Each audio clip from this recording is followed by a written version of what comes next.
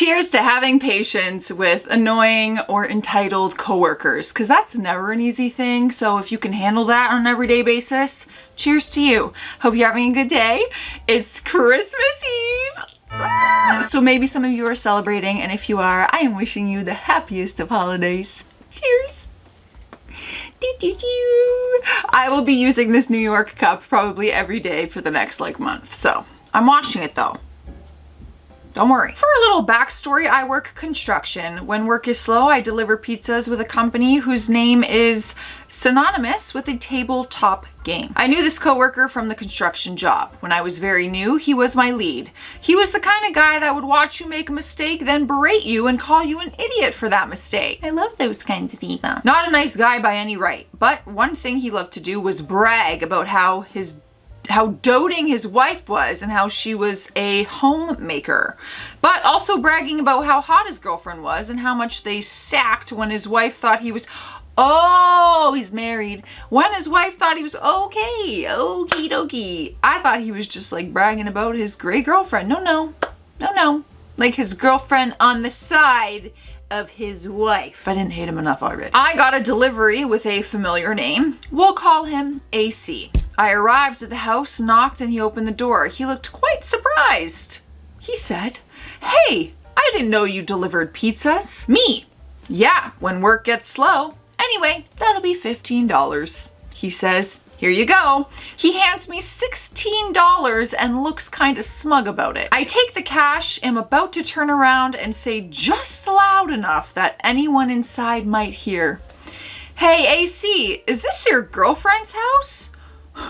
Or are you in your wife's place?" The color drained from his face and he handed me an extra $20. "I know your little secret. I will tell them your little secret. If you don't change your frickin' behavior, you should just tell them anyway. They deserve to know." My girlfriend and I both work at a large grocery store. A few nights ago, my girlfriend called me, crying and upset. She was walking to the bathroom, minding her business, and our coworker, let's name him Cameron, shouts out to her randomly, "Damn, girlfriend, you're hooking up with OP now? How many guys does that make it this month?" I'm confused where he's getting that kind of information. Anyways, when my girlfriend got home, I had already planned my revenge. I helped her through her anxiety, as best that I could, went to work, worked all night like normal. The next day, however, Cameron was overnight, and so was I. Hence my revenge. I again worked all night again, and when I clocked out, I used the bathroom. It was 1 in the morning, so the store was closed. Cameron was on shift till around 2, so was a closing store manager. I went into the bathroom, I locked the door. Oh, this is not where I thought the story was going. Squatted down into the urinal and pooped, smearing my sticky leftover, smearing you used your hand to touch your poop like finger paint and smeared it all over the back of the urinal. Listen, I love my man, but he don't need to do this for me, okay? Get your revenge a different way, man. Oh, okay, all right. That's disgusting. I found the closing store manager acting concerned and told her that there must have been a guy on meth or something that came in because there's a turd in the urinal. Not just a turd, a smeared turd. I said, "Yeah, it's really gross, and I know you're busy, but I couldn't find Cameron, so I thought I'd let you know so he could clean it." She agreed with a sly smile on her face. She hated Cameron as well. And since he was a courtesy clerk, he was trained on how to clean biohazards. It's part of his job since our janitorial staff doesn't come in until later in the night, around 2. So between 1 and 2, it's his job to clean bathrooms, period. End of story.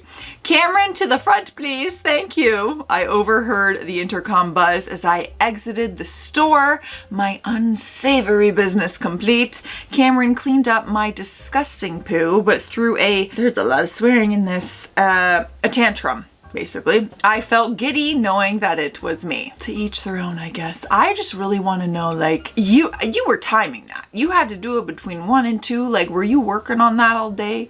Were you just letting it sit there and you were like prairie dogging it until the 1 to 2 p.m. mark where you're like, now's my chance, I gotta get in there. I have the weirdest image in my head of like a man squatting over a urinal pooping and then like, anyways, I didn't need to do all that and put that in your head. So moving on. I quit smoking to get even with a coworker. That is some dedication.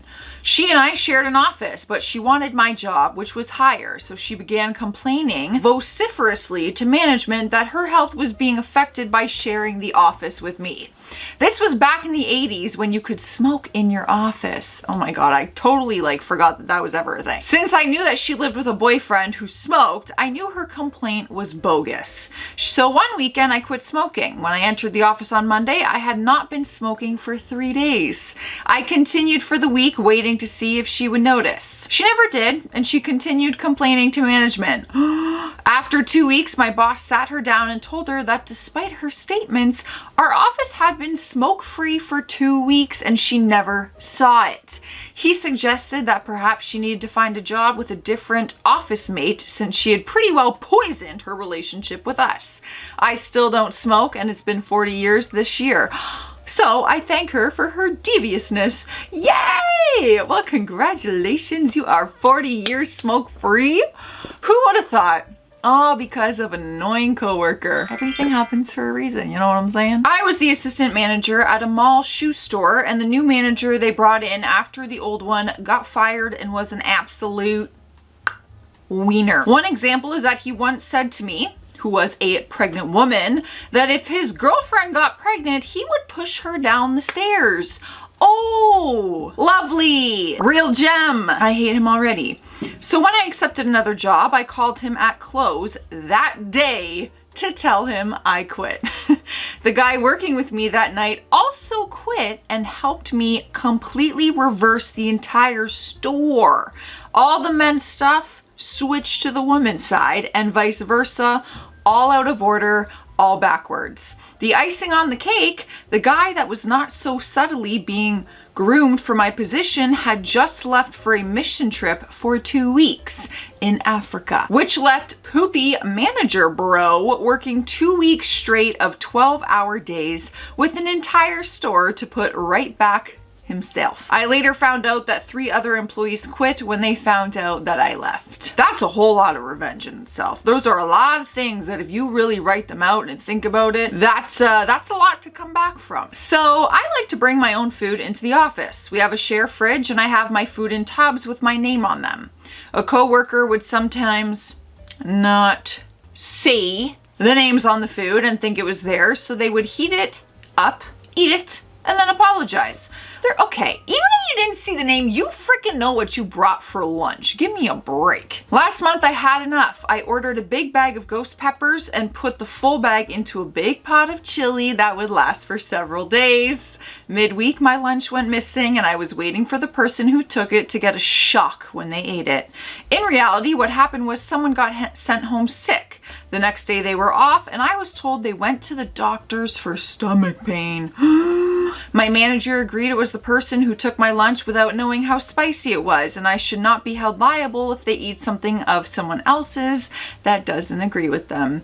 They were fired the next day for theft of property and told they would not be given a reference. Oh my God. Fired over eating somebody else's chili? All I'm thinking about is the scene from Friends. You ate my sandwich? My sandwich! My sandwich! Signed her up to stair lift company mailing lists, pad mailing lists, soft food meals on wheel lists, anything I could find that would be useless and annoying because when my daughter passed, oh, I'm so sorry, she said, quote, surely better age 2 than age 22. I don't think anybody passing away should start with a sentence of surely better and then blank. That's what you came up with? That's what your heart and mind wanted to say to this person? That's disturbing. A lady on our team never did any work. She just played solitaire. Eventually, it got to a point where we were uninstalling the games from her computer accounts via the local admin accounts. One day I noticed she still had a game on her PC even after we removed the default ones. So when she left the office and left her PC logged in, I got on it and found the game shortcut on her desktop. Then I changed everything so that when she clicked on the shortcut, it would open the Wikipedia page on work ethic instead of the game. She doesn't play games in the office anymore. This reminds me of a friend back in the day pulled a prank on me where you know how you can do like texting shortcuts in your phone?